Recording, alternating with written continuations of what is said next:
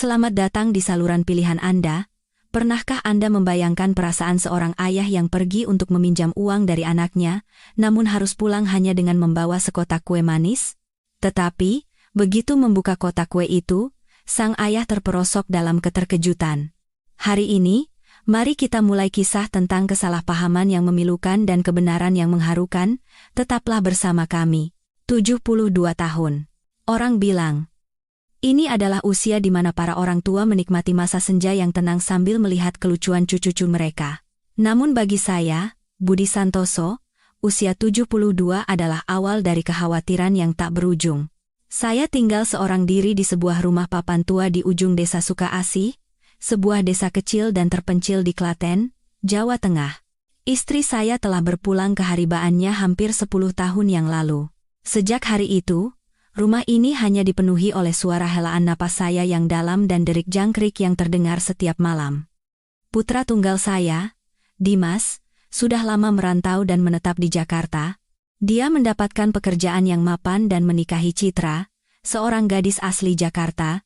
Keluarga besarnya pun terbilang cukup berada. Dari pernikahan mereka, lahirlah Rian, cucu yang tak akan pernah terasa sakit meski saya letakkan di pelupuk mata. Namun, karena kesibukan pekerjaan, kami hanya bisa bertemu sekali atau 2 kali setahun, biasanya saat lebaran atau libur akhir tahun. Saya tidak pernah menyalahkan putra saya. Bukankah anak muda zaman sekarang semuanya sibuk mengurus hidup masing-masing? Mereka tentu tidak bisa terus-menerus terkurung di pelosok desa seperti orang tua ini. Namun, beberapa waktu lalu, tubuh tua ini mulai berulah. Semuanya dimulai dengan rasa nyeri seperti ditusuk-tusuk di dada kiri saya. Awalnya, rasa sakit itu hanya muncul sesekali, terasa seperti ada semut kecil yang merayap di dada lalu menghilang. Saya hanya menganggapnya sebagai penyakit orang tua atau pertanda cuaca akan mendung, jadi saya tidak terlalu memikirkannya. Saat saya pergi ke puskesmas desa, seorang perawat hanya memberi saya beberapa butir obat pereda nyeri dan menyuruh saya banyak beristirahat. Tetapi, rasa sakit itu semakin parah dari hari ke hari. Suatu malam, saya terbangun karena rasa sakit yang menusuk dada seolah ditikam pisau. Keringat dingin membasahi bantal dan selimut saya. Saya meringkuk seperti udang, memegangi dada sambil terengah-engah. Rasanya seolah malaikat maut sudah berdiri di kepala ranjang, menunggu dengan sabitnya. Setiap kali itu terjadi, rasa sepi dan takut yang luar biasa menyelimuti saya. Ketika saya memandang sekeliling kamar yang kosong, hanya cahaya bulan yang remang-remang masuk melalui jendela yang menerangi saya. Jika istri saya masih hidup, ia pasti akan berlari dengan cemas, membuatkan secangkir teh jahe hangat, dan duduk di samping saya sambil mengusap dada ini. Tapi sekarang, saya harus menanggung semuanya sendirian. Beberapa hari yang lalu, tetangga saya, Pak Karto, datang berkunjung dan melihat wajah saya yang pucat. Ia bertanya ada apa. Saya pun menceritakan penyakit saya dengan jujur. Mendengar cerita saya, raut wajah Pak Karto tiba-tiba berubah. Lalu ia menepuk lututnya. Loh, Pak Budi, gejala itu persis seperti Pak Soleh yang tinggal di ujung jalan sana.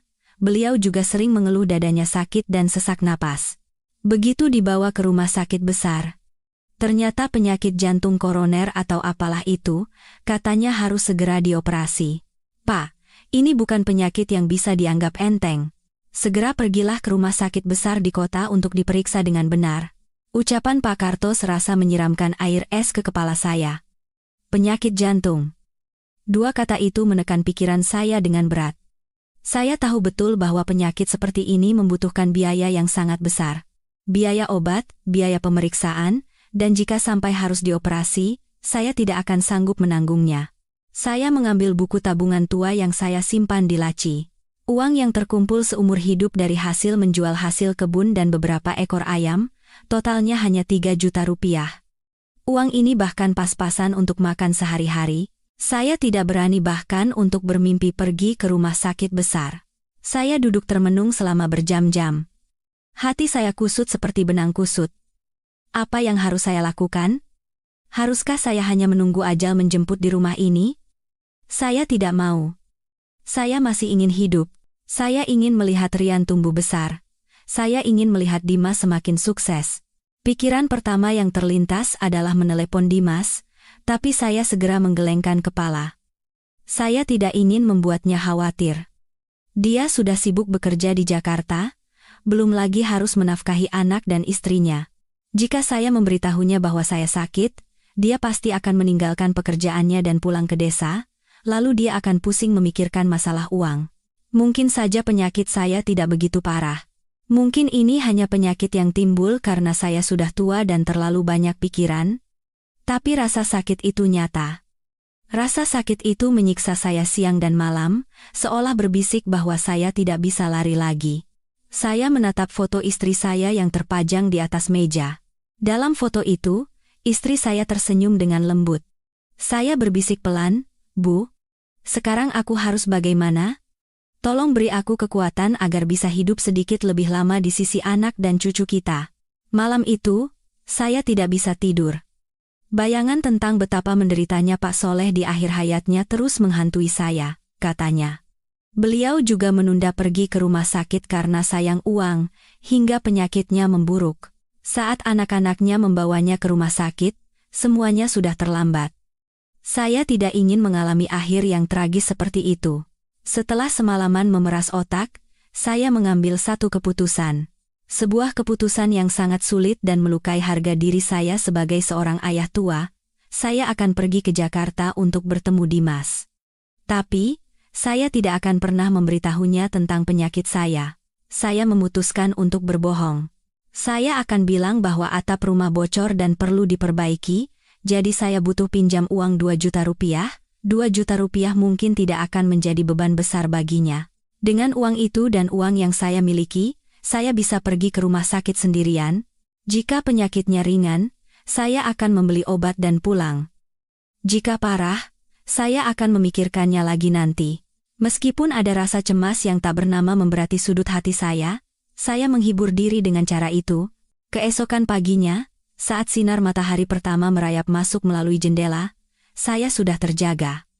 Nyeri dada telah menyiksa saya sepanjang malam, membuat saya tidak bisa tidur sedikit pun. Saya bersandar di kepala ranjang, mendengarkan suara kokok ayam jantan dari kejauhan. Suara yang biasanya terasa akrab, mengapa hari ini terdengar begitu asing? Kesedihan yang tak bisa dijelaskan menekan hati saya dengan berat. Meskipun telah memutuskan untuk pergi ke Jakarta, keraguan dan kebimbangan masih membebani hati saya seperti batu. Seorang ayah yang seumur hidup tidak pernah meminta-minta pada anaknya, kini harus pergi meminjam uang. Meskipun hanya 2 juta rupiah dan meminjam dari anak kandung sendiri, harga diri saya sebagai seorang suami dan ayah membuat saya merasa malu. Saya teringat saat Dimas masih kecil. Karena keluarga kami miskin, saya dan istri harus bekerja membanting tulang dari subuh hingga matahari terbenam hanya untuk bisa makan. Dimas adalah satu-satunya harapan kami.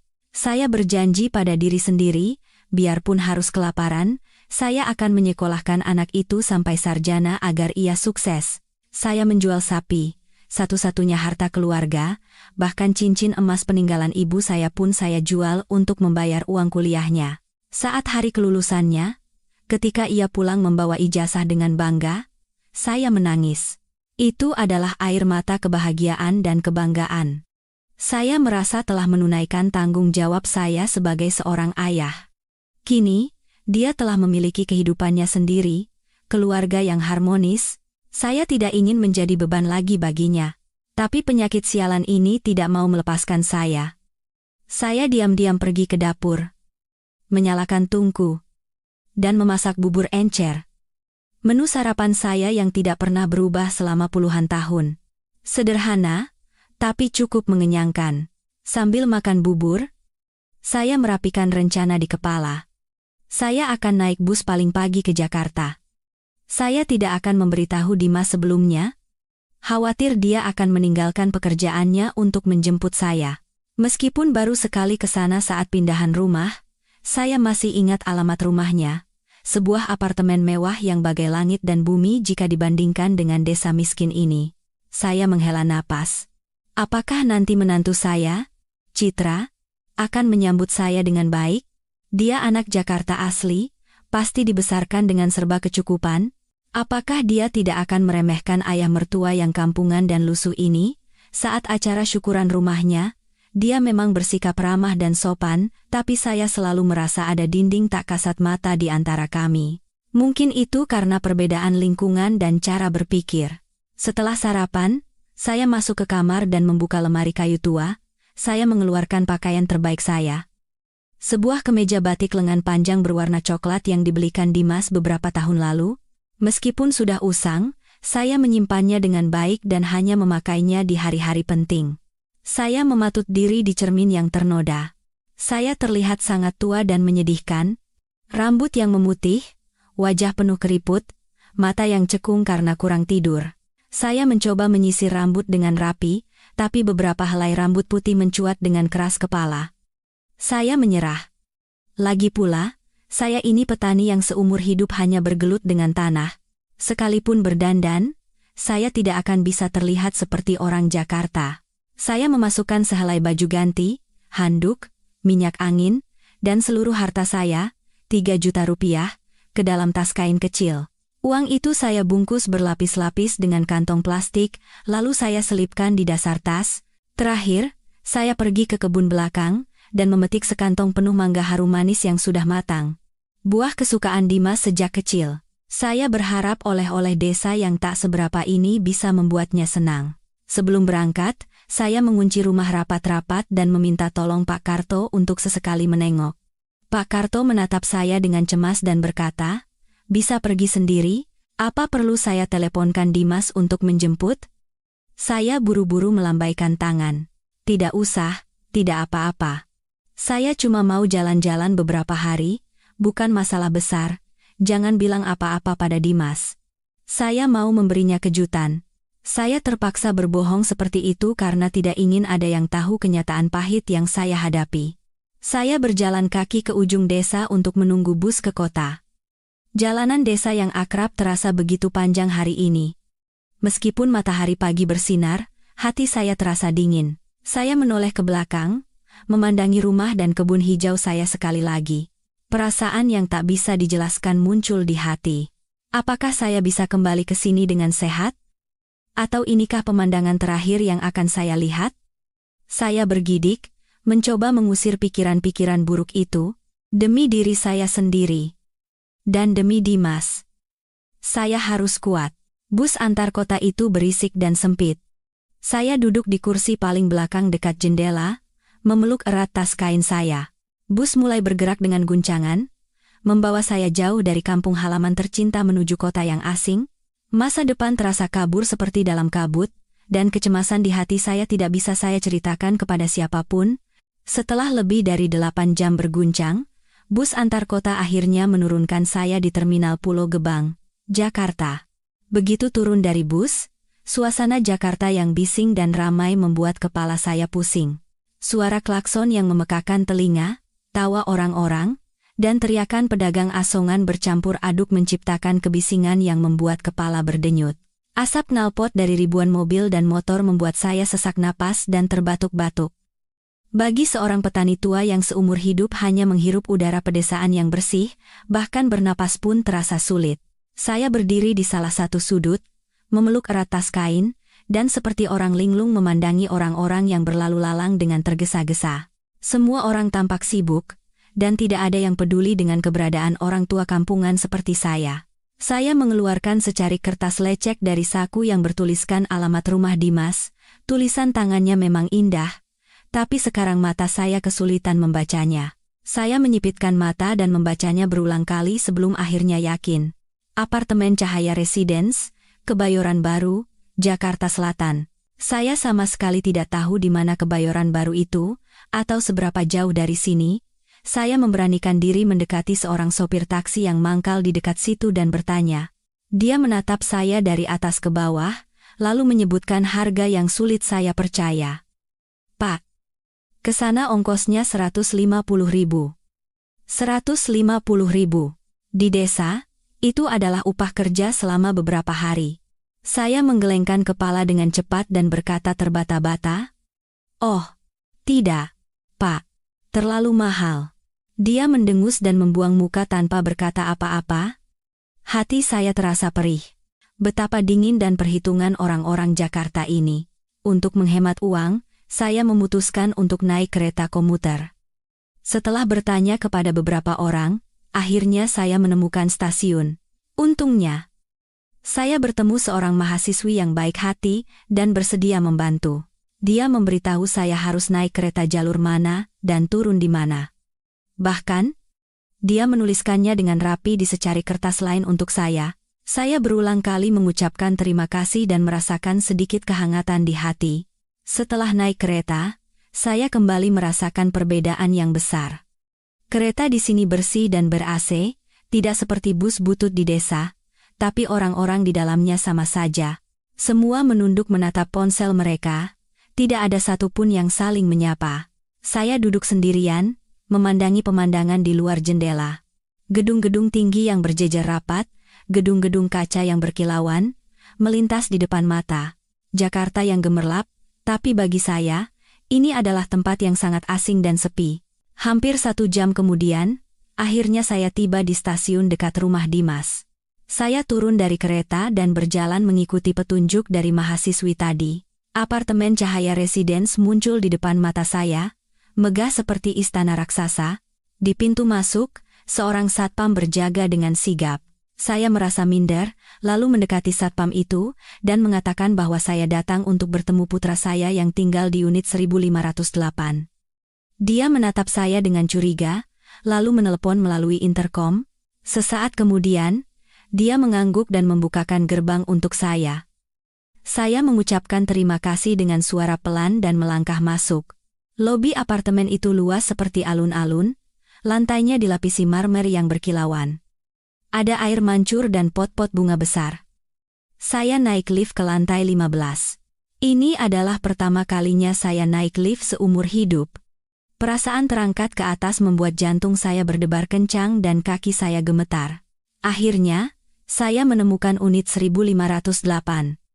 Pintu depan berwarna coklat tua yang kokoh tampak begitu mewah, tidak sebanding dengan pintu bambu rumah saya yang berderit. Saya menarik napas dalam-dalam, mengumpulkan keberanian, lalu menekan bel. Suara dingdong yang merdu terdengar. Saya menunggu di depan pintu dengan cemas. Beberapa detik kemudian, pintu terbuka dan Dimas muncul di hadapan saya. Dia tampak lebih tinggi dan dewasa dari terakhir kali saya melihatnya. Dia mengenakan pakaian santai di rumah, dan terlihat sangat terkejut melihat saya. "Bapak? Loh, Bapak kenapa sampai ke sini?" Tanpa kabar pula. Suaranya terdengar agak canggung, dan ekspresi terkejutnya membuat saya kecewa. Saya berharap anak saya akan senang melihat saya, berlari dan memeluk saya, tapi yang menyambut saya hanyalah kebingungan. Mendengar suara itu, Citra juga berlari keluar dari dapur. Melihat saya, matanya membulat sama seperti suaminya. "Bapak, kapan datang?" Saya memaksakan seulas senyum dan berkata dengan suara serak. "Iya, Bapak datang mau menengok kalian dan cucu Bapak. Rencananya mau menginap beberapa hari. Ini, Bapak bawakan mangga dari desa untuk kalian." Saya menyodorkan kantong mangga ke hadapan mereka. Dimas buru-buru mengambil kantong itu dan berkata, "Aduh, Pak, datang saja tidak apa-apa. Kenapa repot-repot bawa beginian? Berat? Loh, ayo, Pak, masuk." Citra juga dengan sigap mengambilkan sandal rumah untuk saya. Saya menunduk melihat kaki saya. Sandal jepit karet saya yang usang dan berdebu terasa memalukan. Saya melangkah masuk ke dalam rumah dengan canggung. Seperti tamu tak diundang, apartemen mereka benar-benar megah dan bersih. Semuanya tertata rapi, tapi anehnya saya merasakan hawa yang dingin dan kaku. Mungkin karena saya bukan bagian dari tempat ini. Saya melangkah dengan hati-hati ke dalam apartemen anak saya. Setiap langkah terasa ragu dan canggung. Sandal empuk yang diberikan menantu saya memang nyaman, tapi justru membuat saya merasa semakin tidak nyaman. Seumur hidup terbiasa berjalan tanpa alas kaki atau dengan bakyak kayu yang keras, sandal lembut ini terasa tidak nyata, seperti berjalan di atas awan. Lantai ruang tamunya dilapisi ubin putih yang bersih hingga memantulkan bayangan seperti cermin. Saya tanpa sadar menunduk melihat kemeja batik saya. Meskipun saya memilih yang terbaik, kemeja itu menjadi kusut dan berdebu selama perjalanan panjang. Saya merasa seperti setetes tinta hitam yang jatuh di atas kanvas putih, sebuah keberadaan yang janggal. Bapak duduk di sini, istirahat dulu. Biar saya ambilkan minum. Dimas menunjuk sofa besar di tengah ruang tamu. Sofa yang dilapisi kulit berwarna krem itu tampak mewah dan mahal. Saya ragu-ragu untuk duduk. Saya khawatir akan mengotori sofa mereka. Saya menepuk-nepuk celana saya seadanya, baru kemudian memberanikan diri duduk di ujung sofa, tidak berani bersandar dan tetap menegakkan punggung. Citra keluar dari dapur membawa segelas jus jeruk dingin. Silakan diminum, Pak. Pasti lelah ya setelah perjalanan jauh. Saya buru-buru menerima gelas jus itu. Tangan saya sedikit gemetar. Terima kasih, Nak. Ah, tidak lelah. Kan naik bus? Nyaman. Saya berbohong. Sebenarnya saya sangat lelah. Nyeri di dada terus-menerus mengganggu, ditambah mabuk perjalanan membuat kepala saya berputar-putar. Tapi saya tidak ingin mereka tahu. Saya tidak mau menjadi beban. Saya meminum seteguk jus jeruk. Rasa dingin dan manisnya sedikit menenangkan tenggorokan saya yang kering. Saya memandang sekeliling ruang tamu. Semuanya baru dan modern. Televisi layar datar sebesar jendela, sistem audio yang megah, dan lukisan-lukisan abstrak yang sama sekali tidak saya mengerti. Semuanya memancarkan kekayaan dan kemakmuran. Dalam hati, saya senang anak saya hidup jauh lebih baik dari saya, ratusan, bahkan ribuan kali lipat. Tapi di saat yang sama, saya merasakan dinding tak kasat mata di antara kami semakin tinggi. Dunia anak saya kini sudah sangat berbeda dengan dunia saya. Tiba-tiba saya merasa diri ini begitu kecil dan kampungan. Rian di mana? Saya bertanya, mencoba mencari topik untuk memecah suasana canggung. Rian adalah panggilan sayang untuk cucu saya. Oh, iya, Pak. Dia lagi tidur siang di kamar. Sebentar lagi juga bangun, jawab Citra dengan sopan. Dimas menyambung. Sekarang sudah mulai masuk PAUD, Pak. Sudah tidak terlalu cengeng, jadi lebih pemberani. Mendengar cerita tentang cucu, hati saya menghangat. Itulah satu-satunya ikatan yang menghubungkan saya dengan keluarga kecil ini. Saya ingin segera bertemu dan memeluknya. Tapi di saat yang sama, sedikit kekhawatiran muncul. Apakah dia masih mengingat saya? Terakhir kali kami bertemu adalah saat Lebaran tahun lalu. Waktu itu usianya baru 3 tahun. Anak-anak cepat lupa. Mungkin dia sudah melupakan kakek tuanya ini. Sementara saya tenggelam dalam pikiran, Dimas dan Citra yang duduk di seberang saya juga terdiam. Suasana menjadi sangat canggung. Mereka sepertinya juga tidak tahu harus berkata apa kepada saya. Saya bisa merasakan kebingungan mereka. Mungkin kedatangan saya yang tiba-tiba ini telah mengganggu rutinitas damai mereka. Tiba-tiba penyesalan menyergap saya. Seharusnya saya menelepon dulu, seharusnya saya tidak datang. Tapi karena sudah terlanjur di sini, saya tidak bisa langsung pulang. Saya harus menyampaikan niat saya untuk meminjam uang. Tapi bagaimana cara memulainya? Tenggorokan saya tercekat. Kata-kata yang sudah di ujung lidah kembali tertelan. Dalam situasi secanggung ini, saya tidak sanggup mengatakannya. Nanti saya akan terlihat sangat menyedihkan. Tepat pada saat itu, terdengar tangisan anak dari dalam kamar tidur. Citra buru-buru berdiri. Rian sepertinya sudah bangun. Saya lihat dulu ya, Pak. Dia masuk ke kamar dan tak lama kemudian keluar sambil menggendong Rian. Rian masih mengucek-ucek matanya, wajahnya masih mengantuk. Begitu melihat saya yang asing, wajahnya mengerut, lalu ia menangis sejadi-jadinya sambil memanggil ibunya. Hati saya serasa diremas. Cucu saya benar-benar tidak mengenali saya. Setelah Citra menenangkannya cukup lama, barulah tangisannya berhenti, tapi ia tetap memeluk leher ibunya erat-erat dan tidak berani menatap lurus ke arah saya. Dimas tertawa canggung. Anaknya memang agak pemalu, Pak. Mungkin karena sudah lama tidak bertemu, jadi lupa sama kakeknya. Ucapan Dimas bagai pisau yang mengiris dada saya. Saya mencoba tersenyum, tapi senyum saya mungkin lebih buruk dari tangisan. Tidak apa-apa, tidak apa-apa. Anak-anak memang begitu. Nanti juga pelan-pelan akrab lagi. Meskipun saya berkata begitu, di dalam hati rasa perih dan sedih membuncah. Bahkan cucu yang sangat saya sayangi pun menganggap saya orang asing. Saya benar-benar telah menjadi orang asing di dalam keluarga saya sendiri. Suasana canggung di ruang tamu berlanjut hingga waktu makan malam. Citra adalah wanita yang sangat pandai mengurus rumah tangga. Dalam sekejap mata, ia menyiapkan hidangan makan malam yang melimpah, hidangan yang di desa mungkin tidak akan saya lihat sepanjang tahun. Ada gulai kepala ikan, rendang daging, udang bakar madu, dan tumis kangkung yang masih segar. Aroma masakan lezat menyebar ke seluruh rumah, tapi anehnya, saya tidak berselera makan. Duduk di meja makan yang mewah, makan dengan piring porselen putih, membuat saya merasa canggung dan tidak wajar. Saya terbiasa makan di atas bale-bale bambu yang berderit, dengan mangkuk tua yang sudah retak. Sulit bagi saya untuk beradaptasi dengan perubahan mendadak ini. Dimas dan Citra terus-menerus menaruh lauk di piring saya. "Pak, coba rendangnya. Empuk sekali." "Bapak? Kuah gulainya juga." "Pak, masih hangat." Mereka sangat sopan, tapi saya tidak bisa menghilangkan perasaan jarak dari setiap kata dan tindakan mereka. Mereka hanya menawarkan makanan, tapi tidak sepatah kata pun bertanya bagaimana kabar saya di desa atau mengapa saya tiba-tiba datang. Makan malam berlangsung dalam keheningan. Hanya suara piring dan sendok yang beradu. Rian sudah makan lebih dulu dan tidur lebih awal. Hanya kami bertiga yang duduk saling berhadapan, masing-masing tenggelam dalam pikiran yang berbeda. Saya tahu ini adalah kesempatan terbaik untuk membicarakan soal uang. Saya tidak bisa menundanya lagi.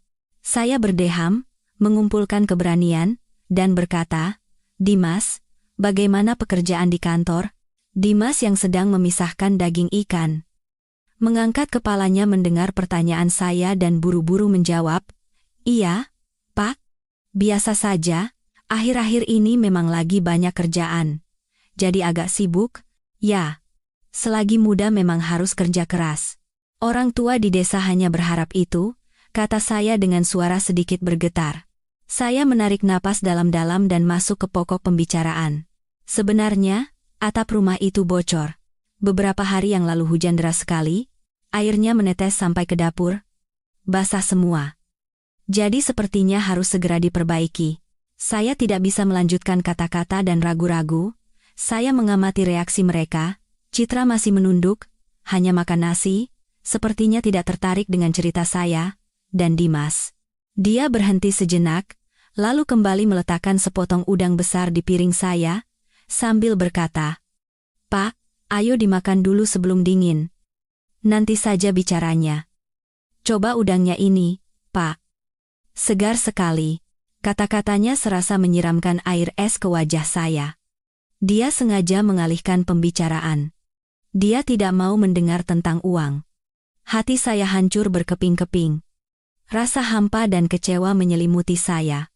Saya sudah membuang harga diri dan bahkan berbohong untuk bisa memulai pembicaraan, tapi dia memotongnya tanpa ragu sedikit pun. Saya tidak berkata apa-apa lagi. Saya menunduk dan memaksakan beberapa suap nasi ke dalam mulut. Tenggorokan saya tercekat, makanan selezat apapun terasa seperti pasir. Saya merasa diri ini begitu tidak berguna dan menyedihkan. Saya pikir, bagaimanapun juga, dia adalah anak saya, darah daging saya. Tapi mungkin jarak fisik dan kesenjangan hidup telah membuat ikatan ayah dan anak kami memudar. Sekarang di matanya, mungkin saya hanyalah orang tua merepotkan dari desa yang datang untuk mengganggu. Setelah makan, Citra dengan cepat membereskan piring dan masuk ke kamar bersama anaknya. Di ruang tamu hanya tersisa saya dan Dimas. Saya berharap dia akan mengangkat kembali topik yang tadi saya bicarakan. Tapi dia hanya menyalakan TV dan mengganti-ganti saluran tanpa tujuan. Suara TV yang bising tidak mampu mengisi keheningan yang mencekam di antara kami. Saya duduk di sofa. Seluruh tubuh saya terasa lelah seperti remuk, dan nyeri dada mulai terasa lagi. Tapi sakit di hati ini berkali-kali lipat lebih parah. Saya merasa tidak bisa tinggal di sini lebih lama lagi. Saya tidak tahan dengan penolakan yang dingin ini. Saya bangkit dari duduk, suara saya serak. "Bapak mau pulang saja?" Dimas terkejut dan menoleh ke arah saya. Wajahnya heran. "Loh, kenapa buru-buru pulang, Pak? Katanya mau menginap beberapa hari?"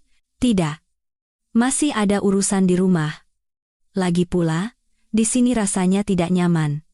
Bapak hanya merepotkan kalian." Saya berusaha agar suara saya tidak bergetar. Saya tidak ingin menunjukkan sisi lemah saya padanya. Dimas tampak bingung. Dia berdiri dan berkata, "Bapak bicara apa? Merepotkan bagaimana? Menginap saja beberapa hari, istirahat yang nyenyak, besok saya ambil cuti, kita jalan-jalan keliling Jakarta." Kata-katanya yang basa-basi itu membuat hati saya semakin perih. Saya menggelengkan kepala. "Tidak usah. Tidak perlu. Bus terakhir jam berapa? Tolong carikan. Saya sudah membulatkan tekad. Saya akan pergi dari sini sekarang juga. Saya tidak bisa tinggal lebih lama di tempat di mana saya tidak diterima. Sekalipun saya harus berjuang melawan penyakit ini sendirian, saya tidak akan mengemis belas kasihan pada siapapun. Bahkan pada anak kandung saya sendiri. Keputusan saya untuk pulang sepertinya di luar dugaan Dimas." Dia menatap saya dengan tatapan bingung dan tidak percaya. Dia berusaha menahan saya. "Bapak, kenapa terburu-buru sekali? Menginap semalam saja, Pak? Jam segini mana ada bus ke desa?" Saya menggeleng dengan tegas. Suara saya keluar lebih dingin dari yang saya duga. "Ada atau tidak ada bus? Saya harus pergi. Saya tidak tahan lagi di sini." Setelah berkata begitu, saya berbalik menuju pintu depan, tempat tas kain dan kantong mangga saya diletakkan. Saya tidak ingin melihat wajahnya lagi. Saya takut jika melihat matanya, tekad kuat saya akan goyah. Melihat sikap saya yang tegas, Dimas tidak berkata apa-apa lagi. Dia diam-diam mengeluarkan ponselnya, menekan sesuatu, lalu berkata, "Ada bus terakhir jam 9:30 malam. Pak, tapi dari sini ke terminal cukup jauh. Saya pesankan taksi ya." "Tidak perlu. Saya bisa pergi sendiri." "Beritahu saja saya harus naik kereta jalur mana," jawab saya. Sengaja saya menggunakan kata saya yang formal untuk menciptakan jarak. Hati saya terasa seperti disayat-sayat, tapi saya harus melakukannya. Saya harus menunjukkan bahwa saya bukan pengemis dan bukan ayah yang menyedihkan yang harus bergantung pada anaknya. Dimas terdiam sejenak mendengar panggilan saya. Raut wajahnya berubah, mungkin dia menyadari kemarahan dan kekecewaan di balik kata-kata saya. Dia terdiam sejenak, lalu berkata pelan, Saya antar saja, Pak." Saya tidak menjawab. Saya membungkuk untuk mengambil tas kain saya. Tapi kantong mangga itu saya biarkan. Saya tidak ingin membawanya lagi. Oleh-oleh dari desa yang saya bawa dengan susah payah itu kini terasa tak berarti di mata saya. Saya melangkah keluar pintu tanpa menoleh ke belakang sekalipun. Di belakang saya, terdengar suara langkah kaki Dimas yang tergesa-gesa mengikuti. "Bapak? Bapak?" Suaranya memanggil dari belakang, terdengar putus asa, tapi saya tidak berhenti. Saya langsung masuk ke lift dan menekan tombol lantai dasar. Pintu lift perlahan tertutup, membuat sosok Dimas semakin kabur. Dia berdiri terpaku di tempatnya dengan ekspresi bingung. Keluar dari apartemen mewah itu, malam Jakarta menyelimuti saya, papan-papan neon berwarna-warni berkedip tanpa henti, membuat mata saya silau, suara mobil masih saja bising, tapi hati saya terasa hampa. Rasa sepi yang belum pernah saya rasakan sebelumnya melahap jiwa saya. Saya terlalu banyak berharap. Saya percaya bahwa meskipun dunia berubah, ikatan antara ayah dan anak tidak akan pernah berubah. Tapi saya salah. Anak yang begitu saya cintai, Dimas, kini telah menjadi orang asing. Dia memiliki kehidupannya sendiri, dunianya sendiri, dan di sana tidak ada tempat untuk orang tua kampungan seperti saya. Kata-kata Dimas saat makan malam tadi terngiang-ngiang di telinga saya. "Pak, ayo dimakan dulu sebelum dingin. Nanti saja bicaranya." Dia bahkan tidak memberi saya kesempatan untuk menyelesaikan kalimat. Dia menolak permintaan saya dengan begitu dingin. Apakah dia takut saya akan mengganggu hidupnya? Apakah dia pikir saya datang hanya untuk mengemis uang? Atau apakah menantunya, Citra, telah menjelek-jelekan saya sehingga dia bersikap seperti itu? Ribuan pertanyaan berkecamuk di kepala saya, membuat kepala saya serasa mau pecah. Saya terus berjalan sambil melamun, dan tanpa sadar air mata mengalir membasahi pipi keriput saya. Saya menangis bukan karena tidak berhasil meminjam uang. Saya menangis karena sikap acuh tak acuh dan dingin dari anak yang telah saya lahirkan dan besarkan. Pepatah lama mengatakan, kasih orang tua kepada anak sepanjang jalan, kasih anak kepada orang tua sepanjang galah. Betapa pepatah itu sangat cocok dengan keadaan saya sekarang. Saya berjalan tanpa tujuan di jalanan Jakarta. Saya tidak ingin langsung ke terminal.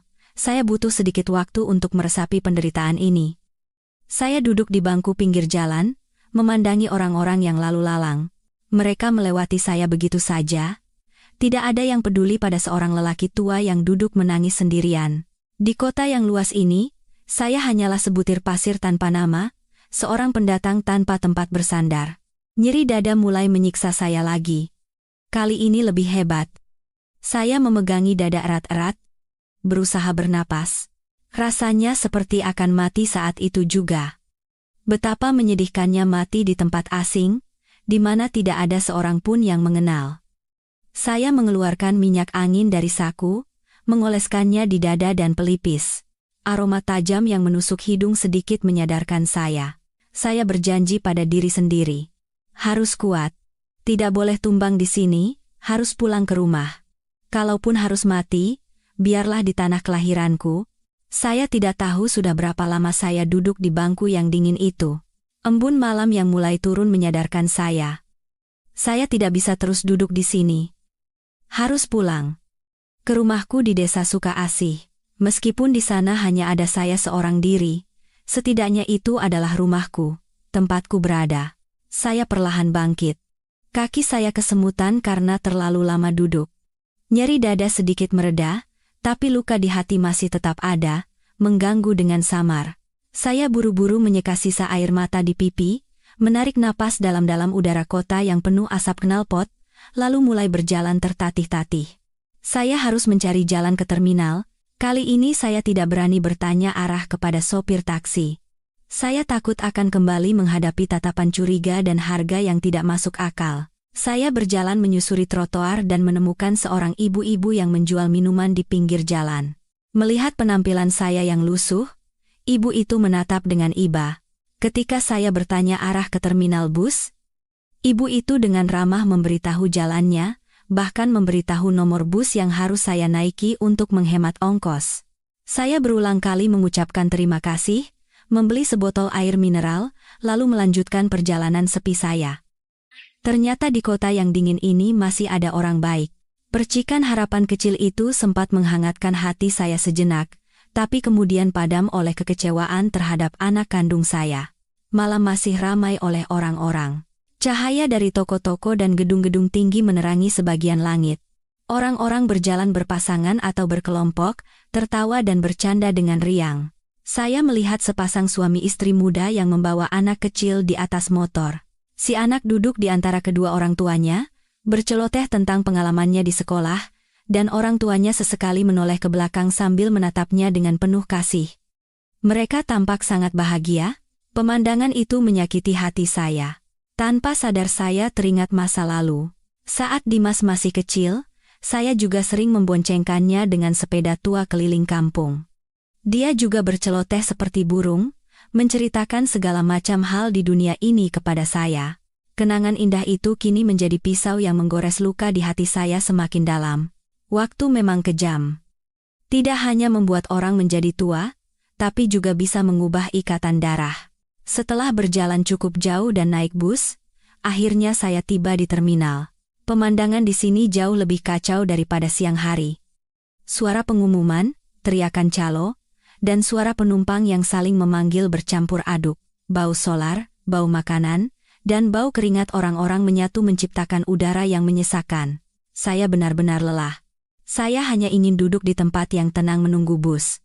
Tapi di mana bisa saya temukan tempat yang tenang di sini? Saya menyeret langkah gontai ke loket dan dengan sisa uang di saku, saya membeli tiket pulang ke kampung halaman. Begitu tiket ada di tangan, hati saya sedikit lebih ringan. Sebentar lagi bisa pulang. Saya mencari bus yang akan saya naiki dan naik ke bus yang terparkir di sudut terminal. Masih ada waktu sebelum jam keberangkatan. Saya duduk di kursi belakang dekat jendela. Di dalam bus sudah ada beberapa orang. Mereka juga tampak lelah setelah seharian beraktivitas. Saya duduk, menyandarkan kepala ke kursi, dan memejamkan mata. Saya tidak ingin melihat apa-apa lagi. Saya ingin melupakan semua kejadian tidak menyenangkan hari ini. Saya ingin menghapus wajah Dimas dan Citra dari pikiran. Tapi semakin saya mencoba lupa, semakin jelas bayangan mereka muncul. Wajah terkejut mereka saat melihat saya, sikap mereka yang menghindar selama makan malam, dan satu kalimat dingin dari Dimas. Semuanya berulang seperti film lambat di kepala saya, menyiksa saya merasa diri ini begitu bodoh.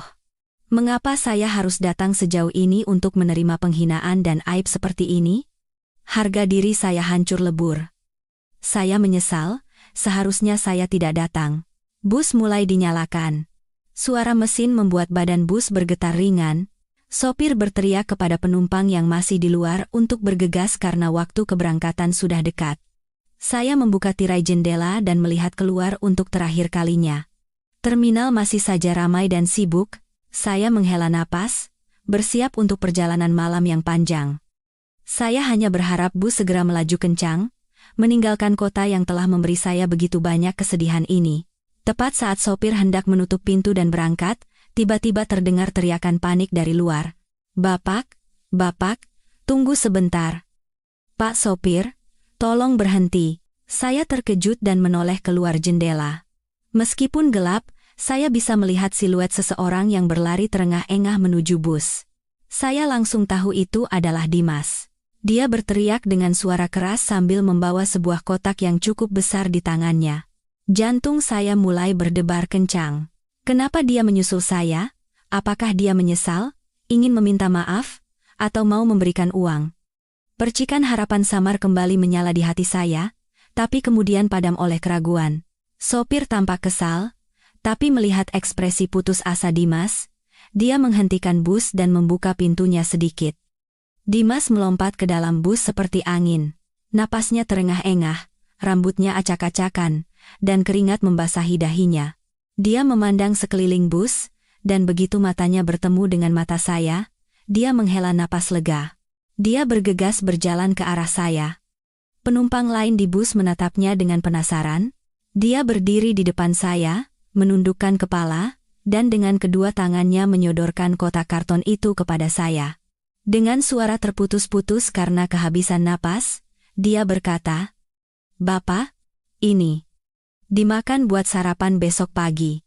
Saya menatap kosong ke kotak karton di tangannya. Itu adalah kotak kue tart, kue yang biasa dimakan anak-anak kota saat ulang tahun. Sarapan dengan kue tart, saya tidak tahu harus tertawa atau menangis. Jadi, alasan dia berlari sekuat tenaga menyusul saya hanya untuk memberikan ini. Hati saya menjadi dingin, rasa kecewa dan getir naik hingga ke tenggorokan. Saya menatap Dimas, lalu kembali menatap kotak kue itu. Dia pikir saya ini siapa? Anak kecil umur 3 tahun? Apa dia pikir bisa menenangkan saya dengan benda manis seperti ini? Apakah dengan satu kue ini dia pikir bisa menghapus semua luka dan sikap acuh tak acuh yang telah dia berikan? Saya merasa tindakannya konyol, dan saya merasa sangat kasihan pada diri sendiri. Di mata anakku, ternyata aku hanya bernilai sekotak kue murahan. "Bapak, diterima." Busnya mau berangkat, desak Dimas lagi, suaranya terdengar sedikit bergetar. Saya tidak mau menerimanya. Harga diri saya tidak mengizinkan saya menerima hadiah belas kasihan seperti ini. Tapi melihat penampilannya yang menyedihkan dan tatapan orang-orang di sekitar, saya tidak tega mempermalukannya. Saya dengan terpaksa mengulurkan tangan dan menerima kotak kue itu. Rasanya ringan, seolah isinya kosong.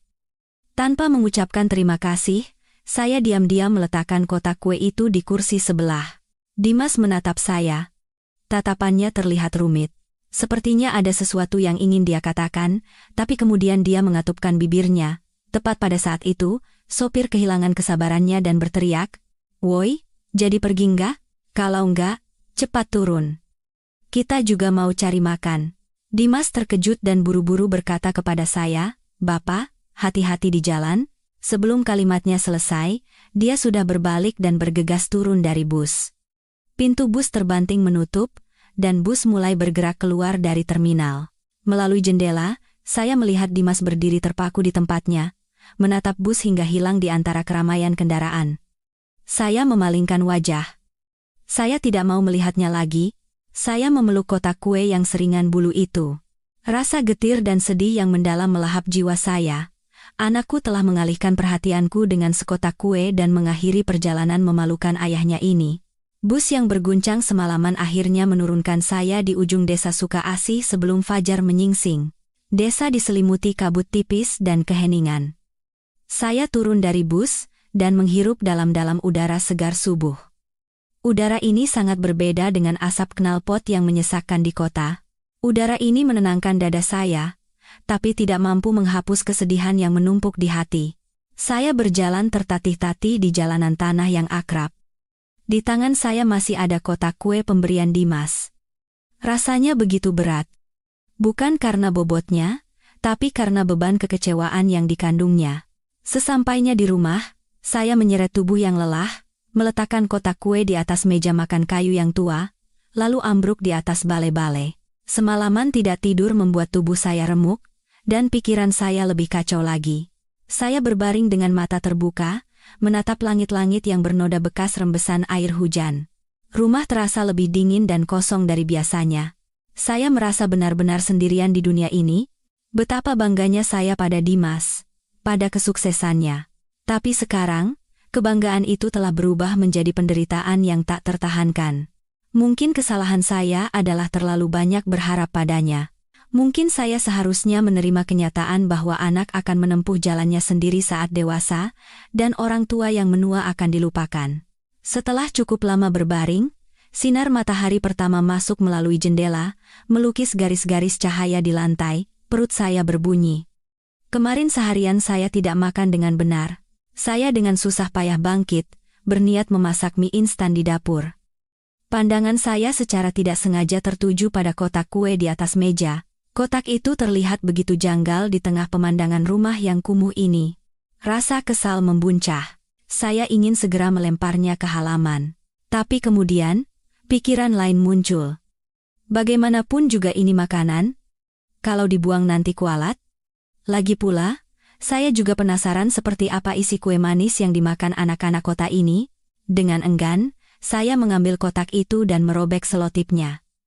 Begitu tutup kotak terbuka, aroma mentega dan susu yang manis menusuk hidung. Di dalamnya ada sebuah kue tart kecil yang cantik, dihiasi bunga-bunga krim berwarna merah muda dan biru. Saya sama sekali tidak tertarik. Saya hanya ingin menyingkirkan potongan roti ini dan melihat apa yang ada di bawahnya, atau apakah isinya benar-benar hanya kue. Dengan kasar, saya menyingkirkan krim lembut dan bolu spons itu ke satu sisi dengan tangan. Dan pada saat itu, saya membeku di tempat. Mata saya terbelalak, dan jantung saya serasa berhenti berdetak.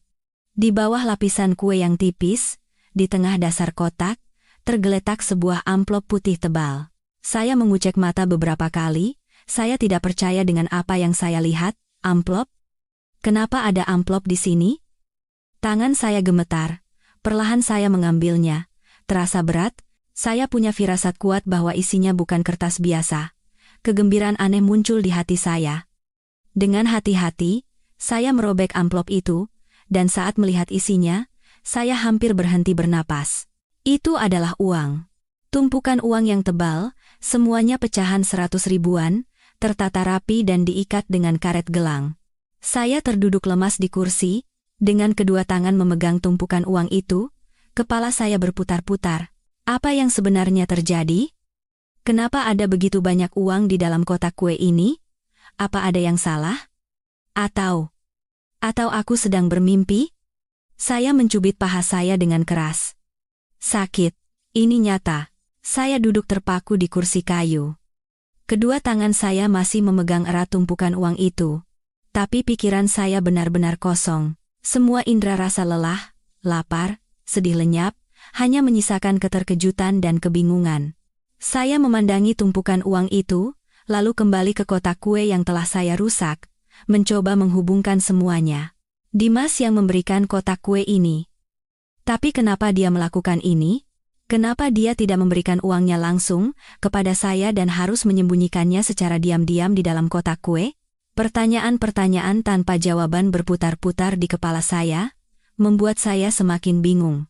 Tiba-tiba rasa cemas menyergap, jangan-jangan Dimas terlibat dalam urusan ilegal dan memberikan uang ini kepada saya secara diam-diam? Saya bergidik memikirkannya. Tidak mungkin. Aku paling tahu anakku, dia anak yang baik dan jujur sejak kecil, tidak mungkin melakukan perbuatan buruk. Kalau begitu, hanya ada satu kemungkinan tersisa. Mungkin dia salah memberikannya. Mungkin kotak kue dan uang ini seharusnya untuk orang lain, mungkin rekan bisnis penting. Di terminal, karena terburu-buru, dia pasti salah memberikannya kepada saya. Pikiran ini membuat keringat dingin mengalir. Ini adalah uang yang sangat banyak, jika saya salah menerimanya, Dimas pasti akan mendapat masalah besar. Harus segera dikembalikan. Dengan tangan gemetar, saya membuka ikatan karet dan mulai menghitung uang itu. 1 lembar, 2 lembar, 3 lembar. Untuk memastikannya, saya menghitungnya berulang kali. 20 lembar? Bukan. 200 lembar. Totalnya 20 juta rupiah. 20 juta. Pandangan saya berkunang-kunang. Ini 10 kali lipat dari 2 juta yang hendak saya pinjam. Bagaimana bisa Dimas melakukan kesalahan sebesar ini? Kebingungan saya semakin menjadi-jadi. Saya tidak bisa diam saja. Saya harus segera meneleponnya dan menanyakan duduk perkaranya. Saya buru-buru mencari ponsel lipat tua saya. Di mana saya menaruhnya? Saya menggeledah tas kain, mencari di kepala ranjang dan di dalam lemari.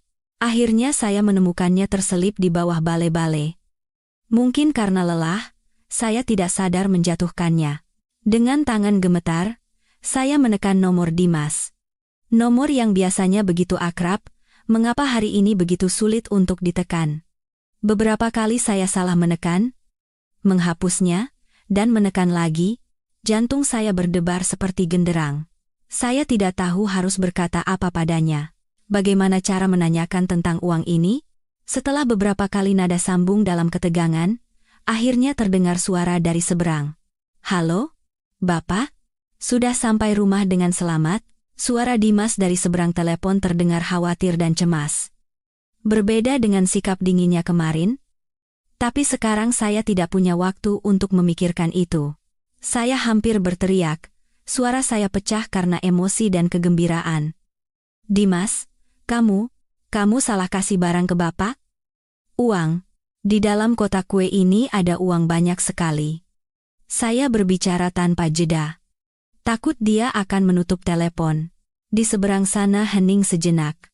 Saya seperti bisa mendengar helaan napasnya yang berat, lalu dia membuka mulut, suaranya bergetar dan serak, sama sekali tidak ada kepercayaan diri seorang dewasa. "Bapak sudah membukanya, ya?" "Maaf, Pak. Itu tidak salah kasih. Uang itu dari kami berdua untuk biaya berobat Bapak." "Biaya berobat?" Telinga saya berdengung. Apa maksudnya? Bagaimana dia tahu saya sakit? Jangan-jangan Pak Karto yang meneleponnya? Padahal sudah saya pesan berulang kali. Ribuan pertanyaan kembali menyerbu pikiran saya. Saya tidak bisa melanjutkan kata-kata dan hanya terbata-bata. Kamu bicara apa?" "Sakit." "Sakit apa?" "Sakit jantung, Pak." "Jangan sembunyikan lagi." Di seberang telepon, suara Dimas pecah menjadi isak tangis. Kemarin waktu Bapak cerita soal atap bocor, saya sudah merasa ada yang aneh. Seumur hidup, Bapak tidak pernah meminta uang sepeser pun dari kami. Waktu itu, tatapan mata Bapak terlihat begitu sedih dan khawatir. Wajah Bapak juga pucat, dan Bapak terus-menerus memegangi dada. Saya tahu pasti ada sesuatu. Saya tertegun. Saya tidak menyangka hanya dari gerak-gerik kecil itu dia bisa menebak penyakit saya. Padahal saya sudah berusaha keras menyembunyikannya. Ternyata saya tidak bisa menipu matanya. Dengan suara penuh penyesalan dan celaan diri, dia melanjutkan, "Setelah Bapak pergi dengan marah, saya sangat cemas, Pak. Saya tidak bisa diam saja, jadi saya menelepon Pak Karto untuk menanyakan kabar Bapak, dan Pak Karto menceritakan semuanya. Bahwa Bapak sudah lama menderita nyeri dada, dan meskipun Pak Karto menyarankan untuk ke rumah sakit, Bapak terus menundanya karena khawatir soal biaya. Bapak, saya benar-benar anak durhaka. Saat Bapak sakit seperti itu, saya tidak tahu apa-apa. Saat Bapak sendirian datang ke Jakarta dan bahkan harus berbohong untuk meminjam uang berobat, saya di sini hidup enak. Saya tidak pantas menjadi anak Bapak." Setiap kata-katanya menusuk hati saya seperti jarum. Tapi kali ini tidak terasa sakit, sebaliknya, kehangatan aneh menyebar ke seluruh tubuh. Dia bukan tidak peduli, dia tahu segalanya, keheningan dan penghindarannya saat makan malam bukan karena dia membenci atau meremehkan saya. Itu karena keterkejutan, rasa malu, dan rasa bersalah yang begitu besar. Dia tidak tahu bagaimana harus menghadapi saya. Saya teringat ekspresi bingung dan tertegunnya saat melepas kepergian saya. Saya juga teringat penampilannya yang terengah-engah saat menyusul dan memberikan kotak kue itu. Semuanya menjadi jelas. Waktu Bapak tiba-tiba bilang mau pulang, saya dan Citra benar-benar bingung. Kami takut Bapak marah, takut Bapak salah paham. Kami tidak bermaksud hanya meminjamkan 2 juta rupiah. Kami ingin memberikan uang yang jauh lebih besar agar Bapak bisa diperiksa di rumah sakit terbaik. Tapi sebelum kami sempat bicara, Bapak sudah pergi. Citra menyuruh saya menahan Bapak dengan cara apapun, tapi saya terlalu bodoh dan tidak punya keberanian. Saya hanya bisa menatap kepergian Bapak dengan hampa. Setelah itu, saya kalang kabut mencari uang dan lari ke terminal. Saya takut terlambat, takut kehilangan kesempatan untuk meminta maaf kepada Bapak. Uang itu saya sembunyikan di kotak kue karena saya tahu, kalau saya berikan langsung, Bapak pasti tidak akan mau menerimanya. Harga diri Bapak tidak akan mengizinkan Bapak menerima uang secara langsung. Hanya itu cara yang terpikirkan oleh saya. Bapak, maafkan anak durhaka ini. Dia menangis terseduh-seduh di seberang telepon. Tangisan seorang anak, tangisan penyesalan yang mendalam. Mendengar suaranya, hati saya luluh. Tenggorokan saya tercekat, saya tidak bisa berkata apa-apa. Saya juga ingin menangis. Nak, Bapak tidak menyalahkanmu. Bapak sudah mengerti semuanya. Saya ingin mengatakan itu, tapi suara saya tidak keluar. Air mata hanya mengalir membasahi pipi keriput ini. Saat saya hanya bisa terisak tanpa kata, terdengar suara gemerisik dari seberang telepon. Lalu, sebuah suara yang jernih dan lembut terdengar cemas.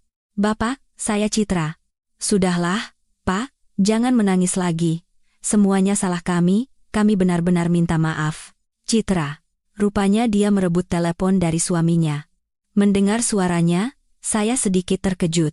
Dulu saya selalu merasa ada dinding di antara kami, tapi sekarang, suaranya dari seberang telepon terasa begitu hangat dan dekat. Bapak, jangan khawatir soal uang sedikit pun. Uang itu adalah ketulusan dari kami berdua. Yang terpentingkan kesehatan Bapak. Kami berdua sudah bicara. Besok, tidak. Hari ini sore, kami akan langsung ambil cuti dan turun ke desa untuk menjemput Bapak.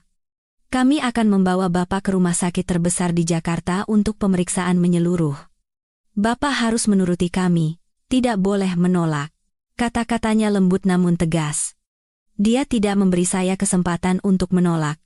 Dengan suara sedikit bergetar, dia melanjutkan, seolah menahan emosi. Sebenarnya, kemarin waktu melihat Bapak, saya sangat terkejut. Bapak terlihat sangat kurus dan lemah. Saya sangat khawatir, tapi tidak berani bertanya langsung, takut Bapak malah kepikiran. Saya memarahi Mas Dimas, kenapa tidak pernah memperhatikan kesehatan Bapak, kenapa tidak sering menelepon. Dia juga sangat tersiksa semalaman. Kami tidak tidur semalaman, Pak. Khawatir memikirkan Bapak. Saya ini menantu Bapak, tapi membiarkan Bapak sakit sendirian dan harus bersusah payah datang sejauh ini. Saya benar-benar minta maaf kepada Bapak, dan juga kepada almarhumah Ibu.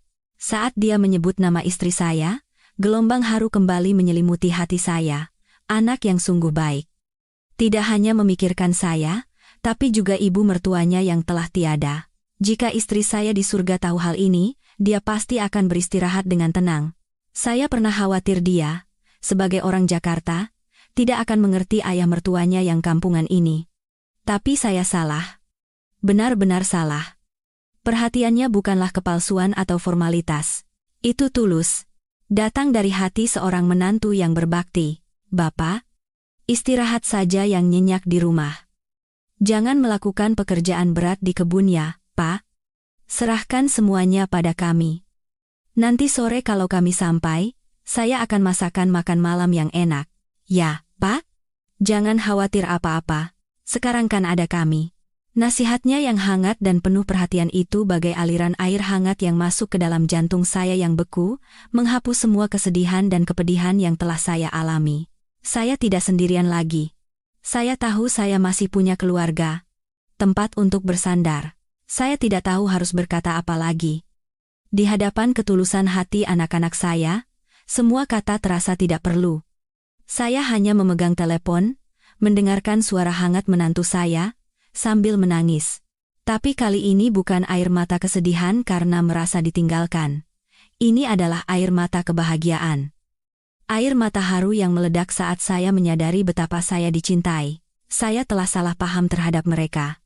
Kesalahpahaman yang mengerikan itu hampir saja memutus ikatan ayah dan anak kami. Saya menangis seperti anak kecil. Menangisi diri saya yang tua dan penuh curiga. Menangisi anak saya yang canggung dalam mengungkapkan perasaan, dan menangisi kebaikan hati menantu saya yang berbakti. Saya sadar.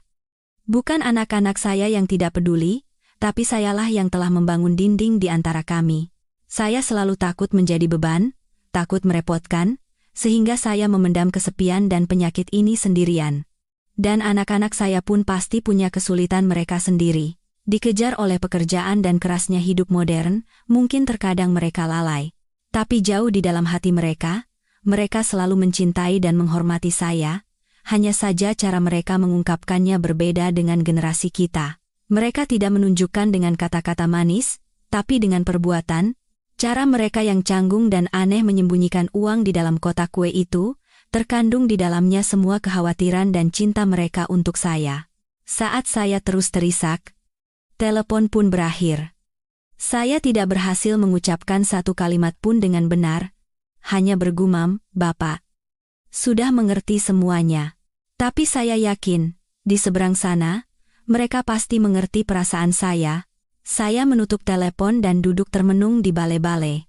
Sinar matahari pagi masuk melalui jendela, menerangi seluruh rumah. Rumah tidak lagi terasa dingin dan gelap. Terasa hangat dan damai. Saya menatap foto istri saya di atas meja. Dia masih tersenyum dengan lembut. Saya berbisik kepadanya, "Bu, kita tidak salah menilai orang. Dimas kita sudah benar-benar dewasa. Dan kita mendapatkan menantu yang sangat baik. Sekarang ibu bisa tenang di sana." Saya memandangi tumpukan uang di tangan saya. Tidak lagi terasa berat. Ini bukan sekadar uang. Ini adalah cinta, bakti dari anak-anak. Dengan uang ini, saya akan menyembuhkan penyakit saya. Saya harus hidup. Hidup dengan sehat untuk membalas kebaikan hati mereka. Saya harus tinggal lebih lama di sisi mereka. Kekhawatiran akan penyakit, ketakutan akan kematian, seolah lenyap. Sebagai gantinya, muncul keyakinan dan harapan akan masa depan.